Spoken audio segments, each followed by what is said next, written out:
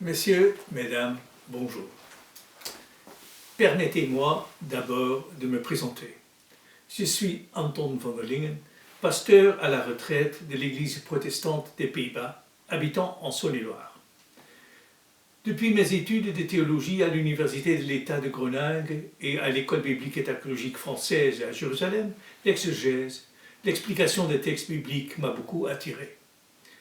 La concrétisation de cet intérêt se montre dans les 7 livres, 3 en néerlandais et 4 en français, les voici, et de nombreux articles que j'ai écrits.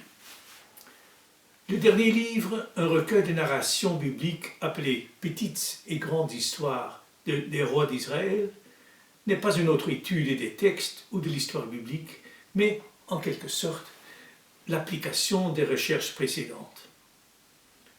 Les livres bibliques de Samuel et Rois contiennent beaucoup de textes narratifs, dits historiques, résultat d'un long développement textuel. Ces textes ne sont pas neutres dans le sens de l'historiographie moderne, non, ils ont eu une fonction dans la société adaptée à travers le temps aux changements religieux, politiques et sociétaux. On pourrait dire qu'ils sont tendancieux. Dans Petites et grandes histoires, j'ai essayé d'accentuer la côté humaine de ces récits en évitant de jugements moraux et religieux. En plus, j'ai combiné de différentes histoires en y ajoutant même des idées prophétiques pour donner une image plus large et donc moins univoque des événements dans les royaumes de Juda et d'Israël du XIe au VIe siècle.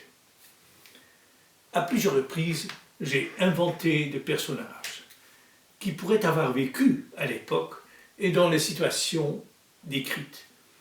Ces nouveaux acteurs sont pour la plupart observateurs de l'histoire, mais ils donnent parfois une autre vision sur la réalité que celle donnée par les auteurs de la Bible. Cette vision n'est tout de même pas inventée, mais le résultat des recherches profondes de beaucoup d'exégètes, et elle ne nie pas au contenu des textes bibliques.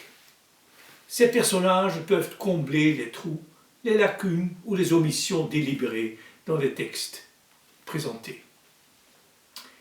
Le recueil de narrations, Petites et grandes histoires, a, il faut l'admettre, aussi un côté tendancieux.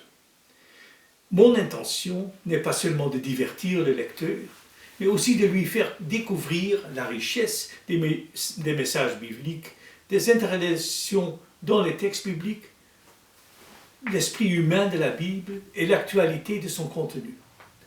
Les narrations sont un miroir pour l'homme moderne, de sorte qu'il se reconnaît comme un être parfois trop superficiel et pas toujours agréable envers son prochain et son Dieu. C'est ainsi qu'il ressemble beaucoup aux personnages bibliques.